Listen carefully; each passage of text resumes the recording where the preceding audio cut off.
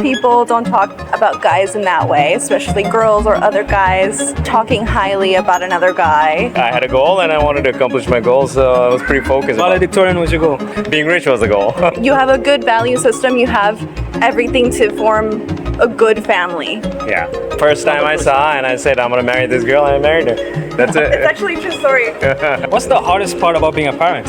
She has her own idea of how to crack an egg, and I have to let her crack the egg how she wants to. All right, I'm here with Ravi. and Maria. okay. You guys have a beautiful child together. Thank you. How long have you guys been married for? 6 years in August.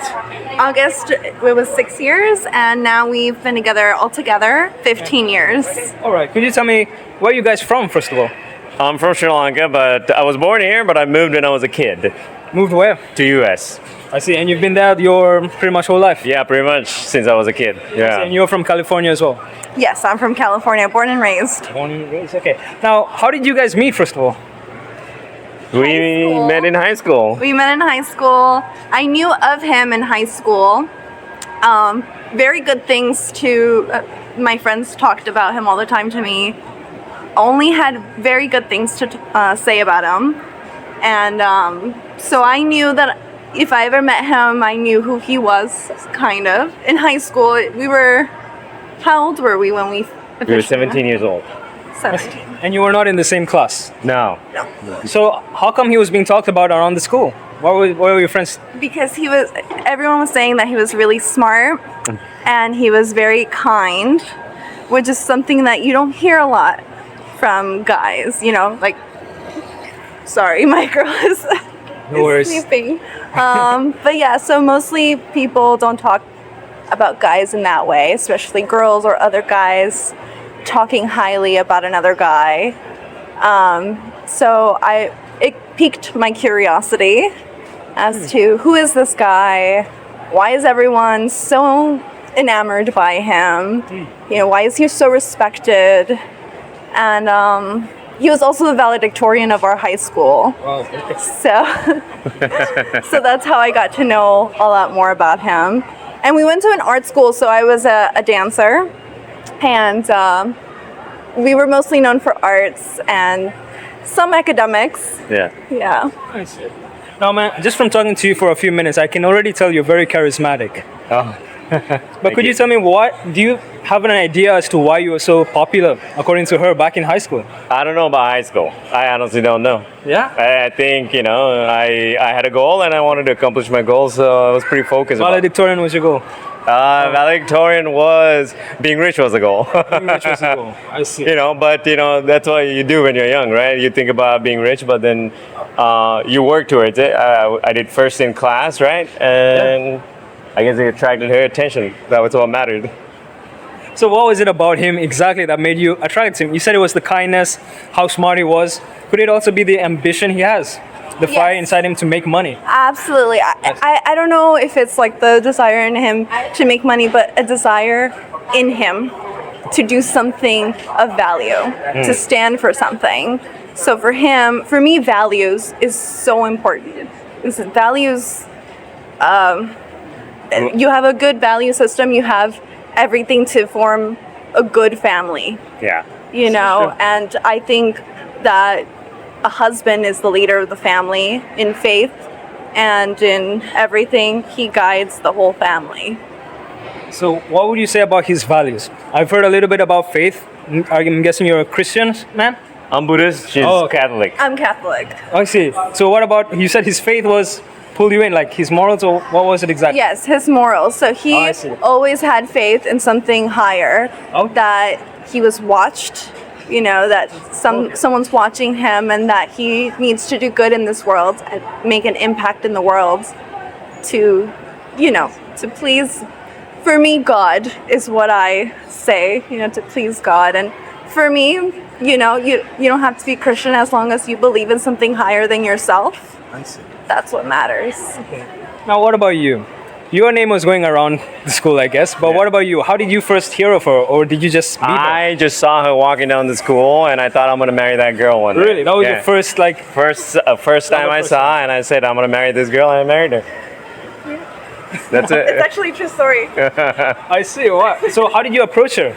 I never approached her. She was, we met at a going away party as like, like a barbecue, and I didn't, we just started conversating, right? Yeah, you introduced yourself to me, actually. I said, I'm Robbie, that's it. I was talking to a common friend we had, Right. and he got in front of my friend, and he interrupted my conversation. Granted, I interrupted his conversation first, but he extended his hand and he said, "Hi, my name is Ravi," and no one had ever done that ever before. And I love that. I love that he... Why did you love that? Was it his confidence? It was his confidence, and I knew that he was calling me out. Oh. And I okay. loved that because he was standing up for, hey, I'm not going to be ignored. I have manners. Make sure that you greet me too when I'm, conversating with the same friend. Obviously, he didn't say any of that. He did it more in a gracious manner. And after that, I was like, okay, he's not a bad guy. And then he added me on Facebook.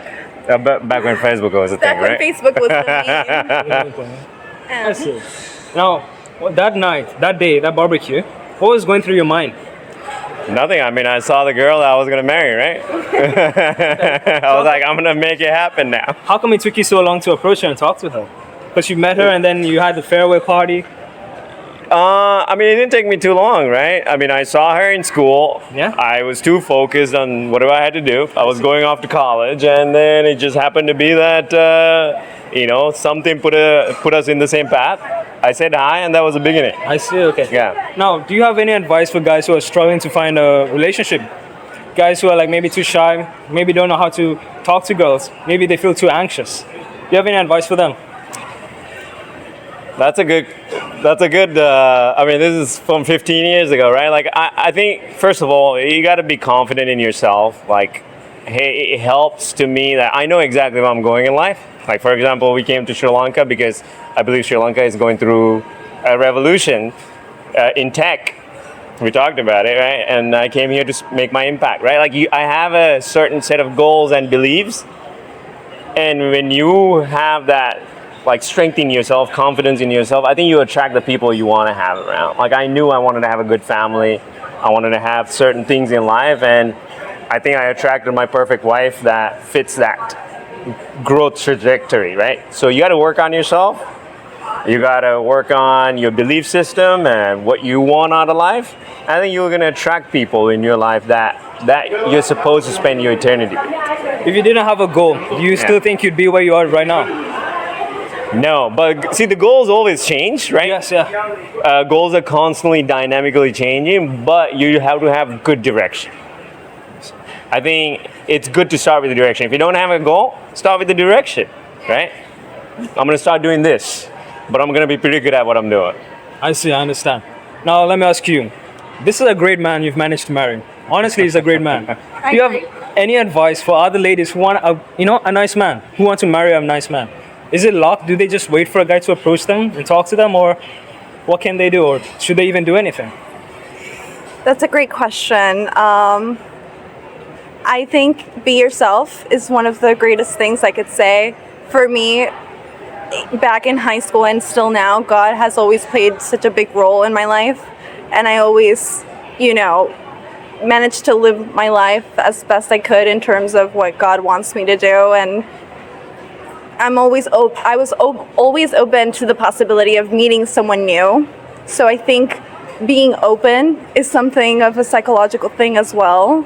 As a lady, that you have to be open to meeting people, and it can be intimidating sometimes because maybe they're known to be smarter or known to be XYZ, And I think if you just open yourself to the possibility that maybe this person could be interesting to know and not just have a marriage target, just kind of get to know people spiritually, I think you could find the greatest partner that has the same values, if not better values than you. And that should be the target. Meeting someone who's better than you was always my goal. Yeah. Actually, that's something that we always say that we're going to tell her. relationships, let's say you find, a lot of people don't know when they found the right one, right? They always say there might be something better. Yeah. I think the problem is that, right? The problem is that. And social media has exacerbated the problem. That is 100% right. And I think what I would tell her is, if you find the right person, when it's easy. Conversations are easy. You're not thinking twice about what you're gonna say. You're not playing games. It's like how you are with your mom and dad or your brothers or sisters, people that are close to you. You don't have to play games with your future partner. If it is easy, like from the day one, everything was easy with her. The hard conversations were easy. We had hard conversations right away. I think a lot of people wait until 2-3 years into the relationship to have those hard conversations, and then they realize, oh, we don't match, and then they break up. We just had it right away. We had the family talk, we had the how to raise a family talk, all of that within the first year of being together, and from there we realized, yep, this is good, we can continue. Nice. Now let me ask you this: you're both from California, yeah? What is the difference in dating? I don't know if you know too much about it, but maybe you see your friends and how they interact in the dating market. What do you think is the difference between dating in California and maybe here in Sri Lanka? I don't know about Sri Lanka, Oh, yeah. but I tell you, I mean, it's the same thing, right? Like everybody's on the apps now, right? Yeah. Luckily for me, I didn't exist when I was going to school, right? Yeah. So you didn't have an option unless you meet people in person. So I have no advice to the young guys who are struggling through it. I know people who went through it and who found great wives. But they did it the old school way. They actually got arranged marriage. Oh, really? Yeah. Okay. But to be fair, as in, like, they were introduced. Yeah, it wasn't like planned. Like, hey, you're marrying this guy. That's No. it. It was they introduced. were not even open to the idea of it. It just happened because they were already open to the idea of meeting someone, and they were dating, and then they realized, okay, I guess now I'm open to meeting what my mom has for me. Wow. Now, I want to ask about a bit of a controversial question, but you guys don't have to answer this at all. Okay. Now, you're both very faith-based, right? What do you think? LGBTQ is kind of prominent in California, especially, right? I think it's worldwide, isn't it? It is worldwide, but kind of like that's the home base, right? California, right? Uh-huh. I guess. I don't know. I'm not sure. I'm not sure. Yeah. Okay. I suppose. Okay. Right now, what do you think about that as people who are in a family? What do you think about that kind of ideology being taught in school and just? I think that's a personal belief that I might not want to share with the world, right? Everybody, Yes. everybody has the right to do whatever they want to do, right? 100%, yeah. Right. So. And also, every mom and parent has a choice to get to know what their child is being educated on and whether they like it or not. That's their choice too, to say, yes, I want my child to be educated on that, or no, I do not want my child to be educated on that. And that's Yeah. also a choice. What's the hardest part about being a parent? I think every day is a new day. Yeah. That's the hardest thing, right? Like you get into a lull of, like you're jaded by your days usually when when you're single or when you're in a couple, right? Yeah. As like you're doing the same mundane thing, but when it's a kid, it's different. So every day is like a new experience completely. Exactly. But what about you as a mom? As a mom, I think letting go of control, I see.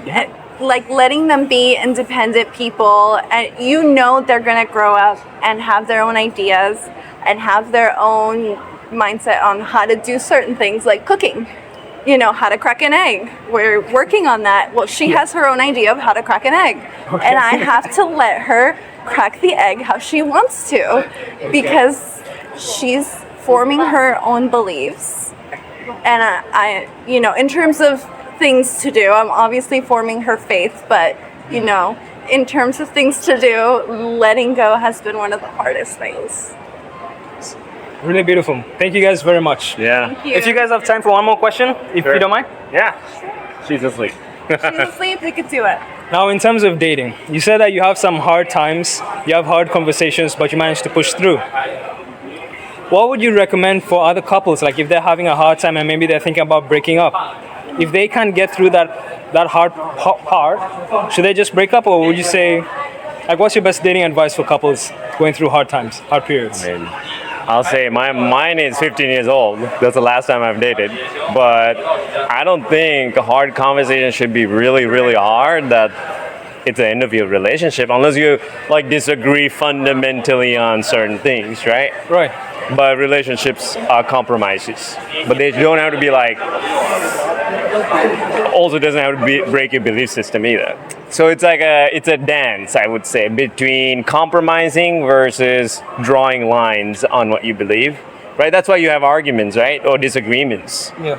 But as long as you agree on the pillars of your relationship, I think, Okay. you know, everything else you can work around. All right. Now let me ask you another question. If you two are having a relationship, do you think it's a good idea to talk to maybe your friends or your brother? No, like, hey, this is absolutely going not. on? No. That's my relationship is nobody else's business. Don't air your dirty laundry, yeah? No, nobody has ever heard anything bad about her, not even my parents, and they don't need to. I agree. That's the Not way to even go. my parents. Not No. even my parents. And you know, Forget about parents. Nobody has no ever. one should know what happened, what discussions. We are the ones who are gonna fix our problems. And if we have a big problem that nobody can fix, well, that's on God, I guess. That's between him, I, and my God. All right. Nice. Perfect.